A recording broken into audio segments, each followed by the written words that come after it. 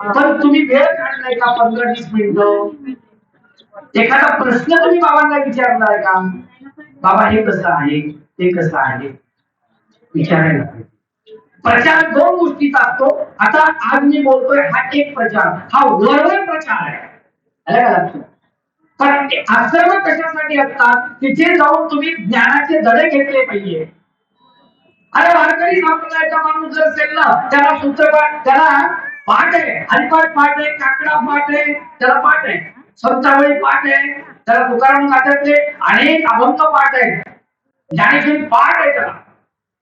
बरेच लोकांना पाठ आहे. मी सांगतो मला एक सांगा, मानव पंथामधल्या किती उपदेशांना सूत्रपाठ आहे, तिथं बसलेला हातवर करावं. कारण लाजायचं नाही का? बरं, सूत्रपाठाचं एखादं प्रकरण, पूर्वी नावाचं प्रकरण किती लोकांना पाठ आहे? 1 2 3 4 5 6. अन्य आवृत्ती नाही, पुढे नाही का? बरं, पूर्वी पाठ आहे, नाम पाठ आहे, म्हणजे पूर्वी पंचकोश नाम इथपर्यंत गाडी सरळ येऊन जाईल. बरं, बाबा काही तुमच्या घरून येऊन सांगतील का? तुम्ही यायला पाहिजे ना. बरं, आता एवढी सुविधा झाली ऑनलाईन, कितीतरी बाबा लोक आमच्यासाठी सांगायला घ्या बाबा, घ्या दान, दे दान, तू ते ग्राम जोरात चालू सध्या. तेही करत नाही राव तुम्ही, त्याला तरी करा. दंडवत घाला, पण एक लक्षात घ्या, ऑनलाईन ऐकायला अडचण नाही, पण पहिले दंडवत घालायचं आणि मग ते मोबाईल सुरू करायचा. यंत्राचा उपयोग जरूर करून घ्यावा, माझं काही म्हणणं नाही, पण दंडवत घालून बसायचं, मग ते ऐकायचं. आणि लक्षात त्याच ते तारतम्य माणसाला असलं पाहिजे. जर तुम्ही तुमच्या शास्त्राचा जर अवमान केला तर त्याचा दोषही तुम्हाला लागतो, लक्षात ठेवा. त्याचा दोष केला, पण हे सगळ्या गोष्टी तुम्ही केल्या पाहिजे. तुम्हाला प्रपंचामध्ये एवढे जगून बसले, पक्क पोराने पकडलं, तिकडून पत्नीला पकडलं, नाताला पकडलं, नातीला पकडलं, सुनेला पकडलं, पोरीची पोरगी तिथं पकडलं.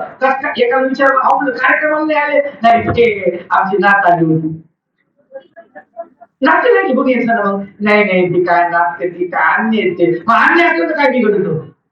आता आमचा बाबा अन्य होता, बिघडलं का?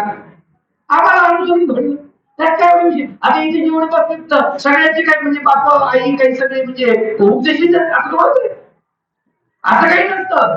अधिकार महत्वाचा असतो, आलं का लक्षात? आणि एका ठिकाणी एक यावलीचा एक गोष्ट बाबा, त्याची गोष्ट तुम्हाला सांगतो. तो म्हणे मला अनुसरण घडलं पाहिजे, अनुसरण घडलं पाहिजे, असा तो रडत होता. आणि त्याचा सांगून 2दा पंढरपूरला जाणारा माणूस, एकादशीला, दोन्ही एकादशी, आणि तो मार्गामध्ये आला जावयासोबत सहज, जावयाची पंगत म्हणून सासरा आला. तर बरं वाटतं, छान आरती होते, देवदेव होतो, पोथी होते, आणि ते जावया मग तुझं मी थांबतो इथे, बरं वाटेल म्हणून वाटलं तर होईल. जावया म्हणजे थांबा, काय अडचण नाही. ते थांबलं, थांबल्यानंतर महिनाभर तिथं थांबलो. किती दिवस? महिनाभर. आता महिन्यामध्ये त्याच्या कमीत कमी 3 गेल्या ना एकादशी, याची पंढरपूर. मग त्या बाबाला म्हणे बाबा मग दीक्षा द्या, ती म्हणजे आता उपदेश नाही, दीक्षा कसं काय द्या? मग उपदेश द्या अगोदर, उपदेश दिला म्हणून आता दीक्षा द्या. आणि मग तुझे जावई काय म्हणते, त्याच्या काय वापस चाललं? आणि तुम्ही पंढरपूरला जाता, विठ्ठलाचे भक्त तुम्ही, आणि तुम्हाला दर वारीला जावं लागतं, दर एकादशीला. ते म्हणजे आता 3 एकादशी झाल्या, 4थी येईल, कुठे गेलो? येतच ते आता हीच एकादशी. विचार करा, परिणाम होतो, ज्याचा योग आला ना त्याच्यावर परिणाम होतो, पण तुम्हाला मोह पहिले सोडावा लागतो. काम क्रोधात होमेगम संयुक्त सुखी नर, तो जर सुखाने युक्त आहे, काम आणि क्रोध त्याचा आवेग जर माणसाला आवडता आला, त्याला सुख मिळू शकते, इतराला सुख मिळू शकत. सुखासाठी सगळी धडपड आहे, नाही का? सगळं सुखासाठी आहे की नाही? पण कोण सुखी आहे? संत रामदास स्वामींनी 4 वर्षापूर्वी प्रश्न, 400 वर्षापूर्वी प्रश्न विचारला, म्हणाले जगी सर्व सुखी असा कोण आहे, विचारी म्हणा तुमची शोधोनी पाय, म्हणा स्वामीने पूर्व संचित केले, तया सारे भोगणी प्राप्त झाले. कोण सुखी आहे सांगा बरं? कोणी सुखी नाही ना, सगळे दुःखी आहे, सगळे दुःखी आहे. सुख तिथे मिळत नाही. आणि मग सुख आपल्याला पाहिजे असेल तर एकच काम करावं लागेल, दोन गोष्टी आपल्याला सोडाव्या लागतील. त्याच्यावर अंकुश ठेवावा लागेल. सुटत नाही, अंकुश ठेवावा, त्याला आपल्या ताब्यात ठेवावं लागेल. त्या इंद्रियावरती आपल्याला विजय मिळवावा लागेल, नाही का? पण आपल्याला एवढी आव आहे आणि इतका लोभ आहे की प्रमाणाच्या पलीकडे, प्रमाणाच्या पलीकडे. आता मला एक सांगा, एक माणूस सप्ताह होता, रात्रीची पंगत, जेवण केलं आणि जेवण केल्यानंतर गुलाबजामुन होते, त्या माणसाला चपाती खाव, वरण खाव, भात खाव, नुसते गुलाबजामुनच खाल्ले आहे. गच्च झाला, जड असतं ते, पोट गच्च झालं. रात्रीची वेळ, मग रात्रीच्या वेळेला लागलं पोट दुखायला. आता शेजारी होता एक जण, त्याला पाहिजे तळमळ करायला, इकडं तिकडं करायला गेला, उचललं, गाडीत घातलं, दवाखान्यात नेलं. आता रात्रीची मध्यरात्र उठून गेली, डॉक्टरच्या दारावर थांबली. कोण आहे? म्हणजे साहेब गुलाबजामुन टी शर्ट आणले म्हणे. कुठले? आम्ही असं उघडलं. आणि काय झालंय मला, म्हणजे तब्येत पोट दुखायला, त्याच्यावर टाकलं, बघितलं काय खाल्लं होतं, त्याला काही बोलता येईल ना. हे दुसऱ्या सोबत त्यांनी सांगितलं गुलाबजामुन खाल्ले, एवढे तेवढे जाऊ द्या, माणूस सज्जन, सज्जन म्हणून काही करावं नाही, आवडच काम हे. तेवढे कसे करा, वाचवा वाचवा त्या कार्यक्रमाला आला माणूस गेला तर लोक बेकार म्हणतील ना, चांगलं नाही. बरोबर, ठीक आहे, काय हरकत नाही. मग त्यानं काय केलं, कोरोना दुसऱ्या सोबतच्या घेऊन गेलो, तिथे गोळी घेऊन ये, आणि एक गोळी याला दिली की खाल्ल्यानंतर त्याचं पाणी घेईल पोटात. ठीक आहे, काय हरकत नाही. ती गोळी आणायला तिचे काय म्हणतं, मला पेन आणि कागद द्या, पेशंट डॉक्टर समोर बोलायचं बोलता येईल ना. मग तर घेऊन दिलं. ही गोळी जाण्याजोगती जागा जर शिल्लक राहिली असती तर अर्धा गुलाबजामुन अजून नसता का म्हणे खाल्ला. पोट पोट आपलंय ना भल्या माणसा, अवघड आहे. कळायला पाहिजे ना, नाही कळत, नाही कळत. जड भरताना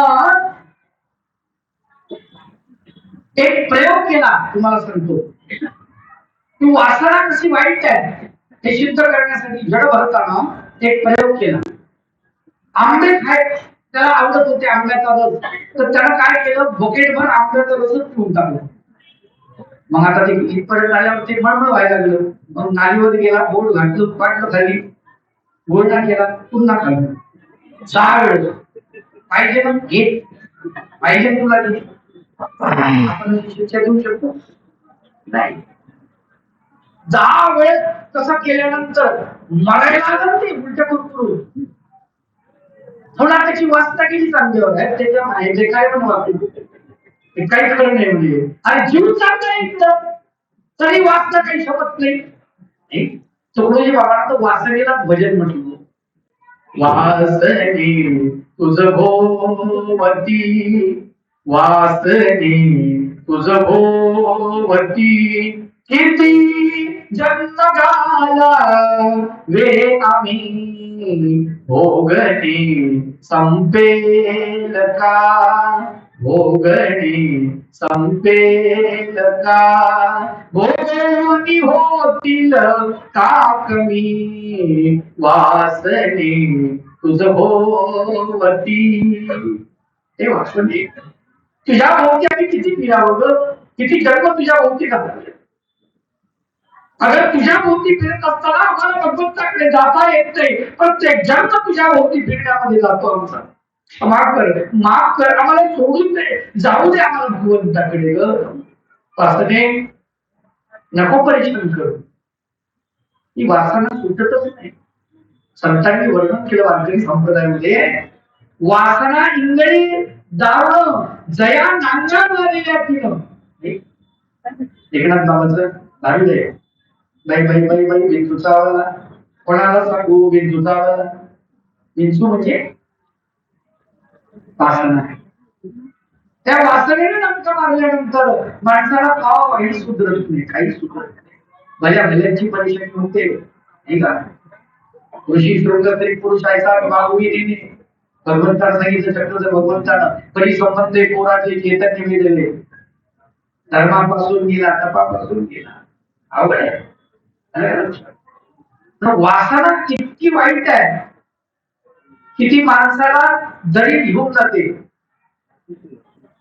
माणसाचं वाटोळ करते. कोणी? नारद मुनी. आणि ज्या घरी गेली ती होती सत्यभामा, ती ब्रह्मदेवानं मानलेली मानस कन्या, झाले बहीण भाऊ. बहिणीच्या घरी गेला, आता तिनं दादा म्हणल्यावर याची नशा उतरली एकदम. बाप म्हणला आपण सत्यभामेच्या घरी आलो, इथं लईच वाईट झालं. कोण वाईट केलं? वासना. आलं का लक्ष? काम. पटकन मागल्या पाहुणे, दादा आता चहा घेऊन जा. नाटक काय थांबायला तयार नाही. त्याला वाटलं फक्त बेकार झालं आपलं. म्हणजे पूर्वीचे लोक एवढं तरी चांगलं होतं की मन जरी विटलं तरी म्हणायचे की नाही फार बेकार झालं. आता तर माणूस जरी पूर्ण विटला तरी म्हणतो हा कोण चांगले. अवघड आहे, कठीण काम आहे. नारद मुनी बाहेर आणि भगवंत तिकडून घ्यायचे. अरे मुनी वर्य का बोलत नाही तुमचं? काय देवा, बहिणीच्या घरी पाठवलं म्हणे तुम्ही, मी कशाला पाठवलं? मी पाठवलं आणि तुम्ही नाही पाठवलं तर तिथं आलं नव्हते म्हणे. सगळीकडे तुम्ही होते, प्रत्येक ठिकाणी होते, इथंच खाऊन नव्हते. ते म्हणजे आम्हाला काही दुसरे काम आहेत का नाही? काही एकच काम आहे तेवढं प्रत्येक घरी. आता संध्याकाळचं फिरायला गेलो, कर्नाटक जातो, लांब जावं लागते फिरायला. तिकडे स्वच्छ करून यावं, दूर फिरून यावं, पाय मोकळे जाऊन गेलो. जाऊ नाही आम्ही कुठं? अरे वा, म्हणते बा पाप घडलो, आता याचं तू सोडवा. सोपं काम आहे म्हणले. पलीकडे नदी, त्याच्यावर पुडी मारायची, नाक दाबायचं, नाक हरी मारायचं. एवढं सोपं, इतकं सोपं. आता गेला नारद मुनी अंगावर तिथे एकच वस्त्र ते काढून ठेवलं, लपून ठेवून घुसतात पाण्यात. पाण्यात गेलं, असं नाक दाबलं, बुडलं खाली, वर निघालं नर हरी म्हणून. झाली नराची नारी, वरून निघता येईल. गळ्यात फक्त गळ्यापर्यंत पाणी तसंच राहिलं, उभंच होईल. म्हणला कटकटच झाली. बाया माणसं, म्हातारी पोतारी पोटतेरी आणि कोणी बी दिसायला म्हणजे मा बेकार निघावं कसं बाहेर? लवकर कसं निघता येईल? बरं, नारद मुनी दिसायला चांगले होते पहिले, स्त्री वेशामध्ये आधीच शरीर सौंदर्य उठून दिसायला लागलं ना. दिवस मावळला, एक कोळी होता तिथे मासे पकडून. आता याला वाटलं सगळे गेले लोक, म्हणले ओ भाऊ, ओ दादा, ते माझे कपडे द्यावं. त्याने पाहिजे आवाज तर लई चिगरी सारखा आहे म्हणले. आधी याला बायको नव्हती. तो म्हणला बायको होत असताना माझी तर कपडे देत. म्हणला शाबाश, आता काही खरं नाही. म्हणजे हा माणूस काही जात नाही आणि मला काही कपडे मिळत नाही, मी काही बाहेर येत नाही. मला आता इथं पाण्यात बसण्यापेक्षा याची बायको झालेलं परवडलं. अवघड आहे की. नारदानं त्याचं पत्नीत्व स्वीकारलं कोळ्याचं, आणि कोळ्याची गर्वात केली नारदानं. अरे का लक्षात? आणि नारदाला त्या कोळ्यापासून 60 पुत्र झाले अशी कथा सांग. किती? 60. आपल्याला 2-3 लेकर असले त्या आईला तोडते, तिचं बुडभर मास कमी होतं लेकरांचं. सोपं काम नाहीये. लेकरू सांभाळून बघा. मी तर असं म्हणतो की बायाने जन्म द्यावा आणि सांभाळण्यासाठी माणसाकडे द्यावं. चला काय ड्रिंक बसता तुम्ही, सोपं नाही बाबू.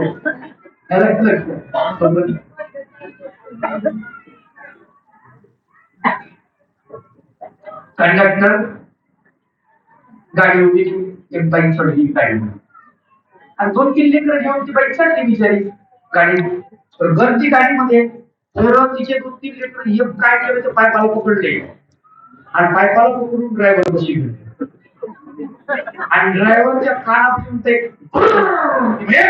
दुसरा पोरग लगेच तिकीट तिकीट तिकीट तिकीट कंडक्टरच्या अगोदर. कंडक्टर म्हणला हो बाई हे काय काही सगळेच आणले म्हणजे घरी ठेवायचे ना. ते म्हण दादा आज ते घरी ठेवले. किती फजिती झाली असेल विचारलं. नारदाला गुरुजी सारखं रजिस्टर घ्यावं लागलं असेल आणि त्याच्यावर करावं लागलं असेल. नंबर 1, नंबर 2, नंबर 3, अदर गुरुजी, अदर गुरुजी. बाबा आपले संस्कार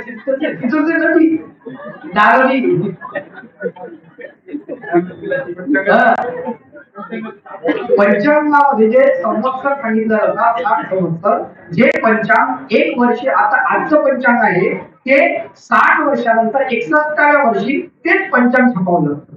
कारण सगळं तसंच येतं 60 वर्षानंतर. तर कपिला षष्ठी योग असं काहीतरी आज त्याच्यामध्ये सगळे ते आहेत, त्याचे नावं दिलेले आहेत त्या. आणि त्यामुळे ते त्याला असं म्हणतात 60 संवत्सर असं असे प्रकार आहे बोलण्याचा. पण मला एक सांगा, किती पद्धती झाली असेल नारदाची? एक म्हणत आई झालं बरं, हे सगळं सुखात आहे का दुखात? कोणी आईचा हात ओढत असल, कोणी बोट ओढत असल, कोणी पाय ओढत असल, कोणी नाक ओढत असल, कोणी कान ओढत असल, कोणी केस ओढत असल. अवघड आज सगळं झालं. एक एक एक एक सगळे किती दुःख होत्या मग विचार करा. प्रचंड दुःख. एक बी वाचलं नाही, सगळे खतम झाले. वरचे खतम झाले, डायरेक्टरही गेला. हे पाहतो ते विचार करून ते गेला. याची नाही बघितली म्हणला मातीत जाऊ, आता मरतोच मी जाऊन. एवढं दुःख प्रपंचामध्ये, हो इतकं दुःख आहे दुःख. पण तुम्हाला दुःख तुम्ही काय करता? पातळ करता. दुःखामध्ये तुम्ही काय करता? बहिणीच्या घरी जाता, भावाच्या घरी जाता, इकडे मैत्रिणीमध्ये जाता, तिकडे जाता, मोबाईल पाहता. दुःख पातळ होत आहे. दुःख सगळीकडे विचार. आणि नारद मारायला निघाला. आता उडी टाकणार, मरणार भगवंत हजर आणि म्हणजे नारद मुनी काय प्रपंच सुखात चालला का?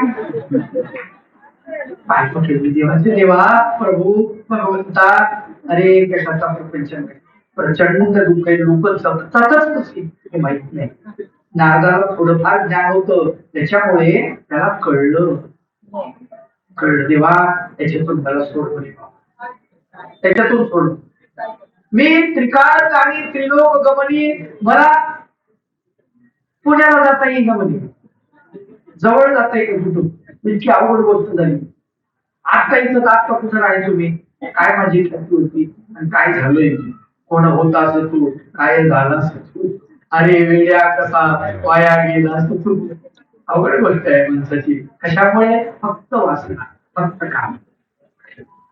आणि नारदाला भगवंतानं सांगितलं की म्हणले जा पुन्हा त्या नदीमध्ये उतरा आणि नाग दाबा आणि खाली उडी मारा आणि नाग खाली असं. नारदाला भीती वाटली. देवा भगवंता, मला तुमचं काही म्हणजे कळत नाही. मागच्या वेळेस मला नाक दाबून उडी मारायला सांगितलं, नराची नारी झालो. आता जर समजा नाक दाबून बुडलो खाली, तुम्ही नाक हरी म्हटलं आणि तसंच मी म्हणलं तर म्हणे आता काय होईल? मला टाळ्या वाजवायचं काम पडेल, काय पडेल कोण ठेवल सांगता येत नाही. म्हणे तेव्हा असं काही करू नका. म्हणजे नारद म्हणे तुमचं दुःख, तुम्ही जे पाप तुम्हाला घडलं होतं ते पाप तुमचं भेटलंय आता तुम्हाला खाली होत. आणि मग नारद पूर्वावस्थेमध्ये आले. नारदाची एवढी प्रचिती कशामुळे झाली? फक्त काम. काम क्रोधात वेगम संयुक्त सत सुखी नर, तो नर सुखाने युक्त आहे ज्याने काम सोडला, म्हणजे कामावरती विजय मिळवला. मी असं नाही म्हणलं तुम्हाला काम सोडून द्या म्हणजे संन्यस्त माणसासारखं काम सोडा, असा अर्थ नाही. काम सोडणे, काम एका जागी करणे. जसं अस्थिपरी फक्त साधकासाठीच आहे असं नाही, अस्थिपरी तुमच्यासाठीच आहे. अर्थ भिन्न आहे. विकार विकल्प शून्य तिथं सांगितलं साधकासाठी. विकारही शून्य, 100% शून्य, विकल्प शून्य. पण ग्रस्त धर्मातला साधक जो आहे त्याच्यासाठी विकार शून्य. शून्य शब्दाचा अर्थ स्थिर.